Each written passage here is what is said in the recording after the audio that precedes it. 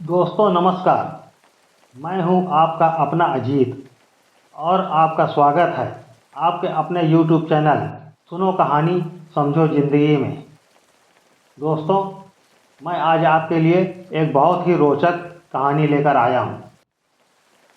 अगर आपको कहानी पसंद आए तो आप चैनल को सब्सक्राइब कीजिएगा, लाइक कीजिएगा। तो चलिए आपको कहानी पर ले चलते हैं। नीरजा अपनी माँ की अकेली पुत्री थी। दोनों खेतों में काम करने जाती थी।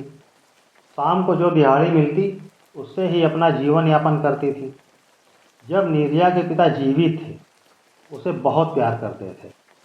हर मेले में अपने कंधे पर बिठा कर ले जाते और उसकी मनपसंद चीज़ें दिलाते थे। पर दुर्भाग्यवश एक दिन जब वह अपने छोटे से खेत में काम कर रहे थे, तभी सांप के काटे जाने से उनकी मौत हो गई। अब अंतिम संस्कार के बाद नीरजा की माँ को अपना खेत बेचना पड़ा, क्योंकि खाने पीने के लिए भी घर में कुछ नहीं बचा था।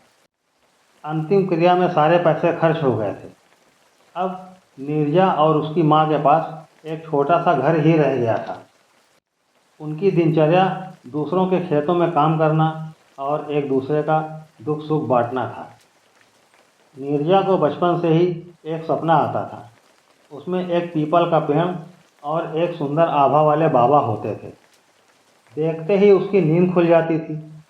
एक दिन उसने माँ से बताया तो माँ ने कहा, बेटा वह ब्रह्मदेव हैं, उन्हीं की कृपा से हमें तुम मिली हो, इसलिए तुम्हारे सपने में आते हैं। उनसे डरा ना करो, क्योंकि तुम्हारे बापू जब खेत जाते थे, रास्ते में उन्हें पीपल का पेड़ मिलता था। पहले वह उसकी पूजा करते थे, फिर खेत जाते थे। हमारे कोई संतान नहीं थी। शादी के 6 साल हो गए थे। तुम्हारे बापू ने एक दिन ब्रह्मदेव बाबा की पूजा करते समय संतान होने की इच्छा की। कुछ दिन बाद मुझे पता चला कि मैं माँ बनने वाली। जब तुम्हारे बापू ने सुना, उनकी खुशी का ठिकाना ना रहा और उन्होंने ब्रह्मदेव बाबा के पेड़ के नीचे जाकर उनका आभार प्रकट किया। इसलिए तुम्हारी रक्षा हमेशा बाबा करते हैं और सपने में भी आते हैं। हमेशा किसी सुख दुख में बाबा को ना भूलना, वह तुम्हारी हर हाल में रक्षा करेंगे। और हाँ, सोने से पहले बाबा का नाम लेना ना भूलना। उस दिन से वह भी अपने बापू की तरह श्रद्धा के साथ उनकी पूजा करती, मन में रात दिन उनका ही नाम लेती थी। अब नीरजा बड़ी हो गई थी। माँ को नीरजा की शादी की चिंता होने लगी, लेकिन उनके पास पैसे तो थे नहीं, परंतु शादी तो करनी ही थी। नीरजा की माँ ने गांव के कुछ लोगों से बेटी की शादी की बात की। वो लोग उनकी आर्थिक स्थिति जानते थे, लेकिन एक व्यक्ति थोड़ा डरते डरते बोला, देखो एक लड़का तो है, बहुत सीधा साधा भी है। उन लोगों के पास खेती बाड़ी भी बहुत है। उनके बड़े बेटे की शादी हो गई है, छोटा बेटा थोड़ा मंदबुद्धि है। खेती का सारा काम वही करता है। बड़ा भाई तो राजा बाबू बना रहता है, पर खेती का सारा हिसाब किताब उसी के पास रहता है। हो सकता है कि बिना दान दहेज के शादी हो जाए। आप कहें तो मैं बात करूं। नीरजा की माँ बोली, ठीक है, बात चला कर देखिए। दूसरे दिन ही वह व्यक्ति लड़के की माँ और भाभी को लेकर नीरजा के घर आ गया। उन्होंने बताया, हमारे 2 बेटे हैं। बड़े बेटे का नाम नीरज है, उसकी ये बहू है, और छोटे बेटे का नाम सचिन है, जिसकी शादी करनी है। हमें सीधी सादी लड़की चाहिए। इन भैया ने बताया, इसलिए हम आपकी लड़की को देखने आए हैं। नीरजा उन लोगों के लिए नाश्ता पानी ले आई। नीरजा को देखते ही सास बहू ने हाँ कर दिया, पर नीरजा की माँ बोली, बहन जी, हमारे पास देने के लिए कुछ भी नहीं है। हाँ, थोड़ी बहुत सेवा जरूर कर देंगे। नीरजा की होने वाली सास ने अपनी बहू की तरफ देखा और आंखों ही आंखों में कुछ इशारा हुआ। फिर उन्होंने कहा, हमें तो नीरजा बहुत पसंद है, हमें और कुछ नहीं चाहिए। उन दोनों को बहू नहीं, बहू के रूप में नौकरानी चाहिए थी। अब नीरजा की शादी आस पड़ोस और गांव वालों की मदद से हो गई। ससुराल में उसका आगमन बहुत अच्छा हुआ। कुछ देर के बाद सास बोली, देखो नीरजा, हमारे घर में बहुएं सबकी सेवा करती हैं, और हाँ, तुम्हारे ससुर पैरों से लाचार हैं। उनकी देख रेख और घर का खाना पीना सब तुम्हें ही करना है, और सबके बाद में तुम्हें खाना खाना है। बड़ी के 2 बच्चे हैं, उनका भी ध्यान रखना है। अब नीरजा समझ गई यहाँ बहू की नहीं नौकर की ज़रूरत है। कमरे में पहुंचकर रोती हुई हाथ जोड़कर बाबा को याद किया और मन ही मन बोली, बाबा, इस घर में आपके आशीर्वाद के बिना रहना तो मुश्किल दिख रहा है। आंखों में आंसू लिए इधर उधर घर के बाहर देखने पर उसे एक किनारे पीपल का पेड़ लगा हुआ मिला जो उनके घर के पीछे था। वहीं पर एक झोपड़ी नुमा कमरा था जहाँ ये लोग अनाज रखते थे। नीरज जब पेड़ के पास गई तभी उसको याद आया, ये तो वही पेड़ है जो मेरे सपने में आता है। ये देखकर उसकी खुशी का ठिकाना न रहा। मन ही मन बोली, बाबा का साथ है तो किस चीज़ की कमी है। देर रात कमरे में पति सचिन का आगमन हुआ। देखने में वह बहुत सुंदर था और शर्मीला भी था। पलंग पर किनारे बैठते ही बोला, कल हम अपना सारा घर तुम्हें दिखाएंगे। आओ खाना साथ में खाएं, मैं लेकर आता हूँ। और दौड़ते हुए कमरे से बाहर निकल गया। अब नीरजा को एक साया दिखाई दिया।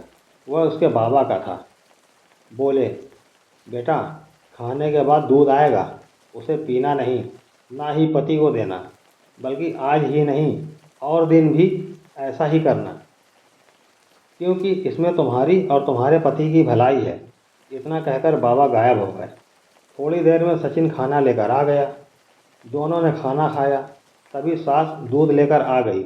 बोली, ये दूध तुम दोनों पी लेना। नीरजा ने दोनों दूध के गिलास ले लिए और बड़े प्रेम से खाना खाया और फिर जानबूझकर नीरजा ने दूध का गिलास गिरा दिया। सचिन बोले, कोई बात नहीं, मम्मी से नहीं बताना। अब दोनों ने बड़े प्रेम से बातें की और प्यार में खो गए। सुबह नीरजा जल्दी उठी, नहा धोकर पूजा पाठ की। सास के कहे मुताबिक घर का सारा काम किया। ससुर को नहलाया धुलाया, सबको नाश्ता कराया। उसके बाद स्वयं नाश्ता किया। सचिन भी उठा, नहा धोकर खाना खाकर खेत पर चला गया। काम करते करते कब शाम हो गई नीरजा को पता न चला। सास और जेठानी दोनों ने खूब आराम किया। नीरजा समझ गई कि अब मुझे ऐसे ही जीवन व्यतीत करना है। रात 8 बजे खेतों से काम करके सचिन आया। वह बहुत थका हुआ था। उसने खाना खाया क्योंकि सभी खाना खा चुके थे। नीरजा ही बाकी थी। उसने घर का सारा काम किया, बाद में खाना खाया। जैसे ही सोने जाने लगी, सास ने दूध के 2 गिलास पकड़ा दिए। बोली, बहू, दूध पीकर सो जाओ, तुम बहुत थक गई होगी। दूध सचिन जैसे ही पीने के लिए चला तभी उसे दूध में छिपकली पड़ी दिखाई दी और जब नीरजा ने अपना गिलास देखा उसमें भी छिपकली थी। चुपचाप दोनों ने दूध का गिलास फेंक दिया। अब रोज़ ही यह काम होने लगा। नीरजा को बैल की तरह काम करते करते जेठानी और सास रानी बनकर देखती रहती। 6 महीने बीत गए। नीरजा को एक दिन सपने में बाबा दिखे, सफ़ेद दाढ़ी, सफ़ेद धोती और कुर्ता पहने हुए। बोले, बेटी, तुम माँ बनने वाली हो, लेकिन यह बात किसी को ना बताना, मैं तुम्हारी रक्षा करूँगा। इतना कहकर अंतर्ध्यान हो गए। समय बीतता गया। अब नीरजा का पेट दिखाई देने लगा। उधर सचिन भी पूरी तरह से दिमागी रूप से ठीक होने लगा। उसने नीरजा से बताया, मैं जब दूध पीता था तब मुझे अपना होश नहीं रहता था और बैल की जगह भैया मुझे खेत में जोतते थे और मैं भी पागल खुशी खुशी जुटता था। लेकिन तुम्हारे आने के बाद मेरी ज़िंदगी बदल गई। मुझे भैया मारते पीटते थे, मेरा मजाक उड़ाते थे, लेकिन अब मुझे सब समझ में आ रहा है। एक दिन नीरजा ससुर को नहला रही थी। जेठानी ने नीरजा के पेट पर नज़र डाली और दौड़कर सास को बुला लाई और बोली, ये देखो, चुपके चुपके लड्डू फूट रहे हैं, हमें तो कुछ पता ही नहीं चला। अम्मा, क्या तुम इसे दूध नहीं देती थी? सास बोली, मैं तो बराबर दूध देती रही, पर यह करमजली लगता है दूध पीती नहीं थी। जेठानी बोली, आजकल ये भी बता रहे थे कि सचिन भी बैल बनने से इनकार करता है, लगता है वह ठीक हो रहा है। यह सब नीरजा सुन रही थी। सुनते सुनते नीरजा रोते रोते अपने कमरे में चली गई और बाबा का धन्यवाद किया। फिर अपने कामों में लग गई। जब रात को सचिन घर आया, पूरे घर में कोहराम मचा हुआ था। सास कह रही थी, तेरा बच्चा कहाँ से आया? गुस्से में उसके मुंह से ये बात निकल गई। सचिन को समझते देर न लगी कि आज तक मेरे और नीरजा के ऊपर जुल्म हो रहे थे। उसे अपनी माँ से नफरत हो गई। बिना कुछ बोले कमरे में चला गया। आज दोनों ने खाना भी नहीं खाया। अब घर में नीरजा और सचिन से कोई नहीं बोलता था। नीरजा नौकरों की तरह काम करती थी।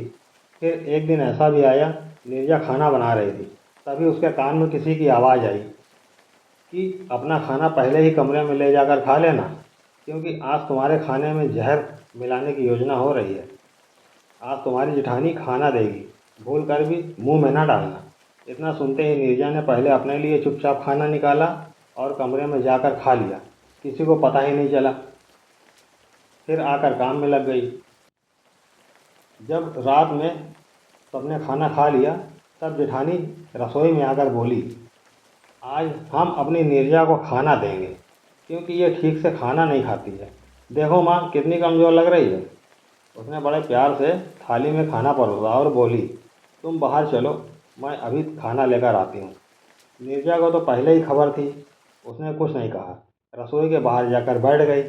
इतने में जैसे ही उसने खाना नीरजा को दिया, तभी उसका बेटा बेहोश हो गया। घर में अफरा तफरी मच गई।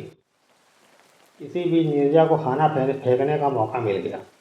वो जहर जो नीरजा के लिए सास ने उसकी जेठानी को दिया था, वह जहर पहले ही उसके बेटे ने चूरन समझकर चाट लिया था और पुड़िया बंद करके उसी जगह रख दिया था। आधा घंटे के अंदर ही उसकी मौत हो गई। घर में रोना धोना मच गया।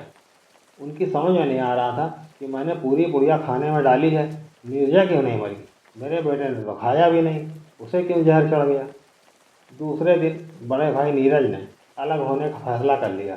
सचिन को घर में पीपल के पेड़ के पास जो झोपड़ी बनी थी वह, और जो खेत बंजर था वह दे दिया। कुछ अनाज भी दे दिया, क्योंकि सचिन ने खेतों में बहुत मेहनत की थी। अलग हो जाने के बाद सचिन और नीरजा की ज़िंदगी बदल गई। ससुर को भी उन्हें ही दे दिया गया, क्योंकि वह किसी काम के नहीं थे। पर नीरजा ने ससुर की पिता की तरह सेवा की। पीपल के पेड़ की मिट्टी से रोज़ ससुर की मालिश करती थी।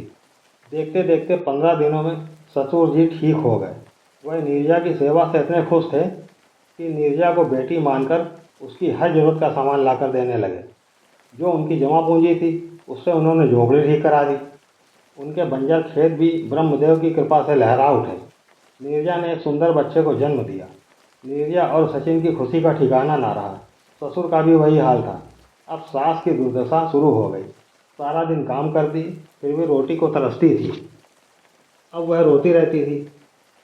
नीरजा ब्रह्मदेव की नित्य पूजा करती थी। अब उसके ससुर भी ब्रह्मदेव की नित्य पूजा करने लगे, क्योंकि उनको पता चल गया था कि बहू की सेवा के साथ साथ मिट्टी का भी बड़ा योगदान है। जिस तकलीफ को डॉक्टर भी ठीक नहीं कर पाया, मिट्टी ने 15 दिन में ठीक कर दिया। सास को अपनी गलती का एहसास हो गया। एक दिन रात को जब सब घर में थे, उन्होंने दरवाज़ा खटखटाया। नीरजा ने दरवाज़ा खोला, देखा सास जी खड़ी हैं। चौंक कर नीरजा बोली, अरे माँ जी आप। इतना सुनते ही माँ जी नीरजा के पैरों पर गिर पड़ी, अपनी भूल की माफ़ी मांगने लगी। तभी उनके ससुर और सचिन भी आ गए। वह बोली, सचिन, तुम्हें बहुत दिनों से नींद की गोली देती थी, जिससे तुम्हारा दिमाग काम ना करे, मुझे माफ़ कर दो। नीरजा को भी जहर दिया था, पर नीरजा बच गई। तुम दोनों को नींद की गोली इसलिए देती थी ताकि तुम लोग जल्दी सो जाओ और तुम्हारे कोई संतान ना हो, और इससे ज़िंदगी भर तुम हम लोगों की गुलामी करते रहोगे। यह सब मैंने बेटे और बहू के कहने पर किया। देखो आज मैं वही सज़ा भोग रही हूँ, मुझे माफ़ कर दो। नीरजा ने उन्हें उठाकर अपने सीने से लगा लिया, पर ससुर ने उन्हें माफ़ नहीं किया। अब सास नीरजा के साथ रहने लगी। नीरजा के काम में हाथ भी बटाती थी, पर बेटा और ससुर आज भी उन पर विश्वास नहीं कर पा रहे हैं। तो दोस्तों, ये कहानी आपको कैसी लगी, कमेंट कीजिएगा। हमारे चैनल को सब्सक्राइब कीजिएगा और लाइक कीजिए। धन्यवाद। अब मिलते हैं अगली रोचक कहानी के साथ। जय भारत।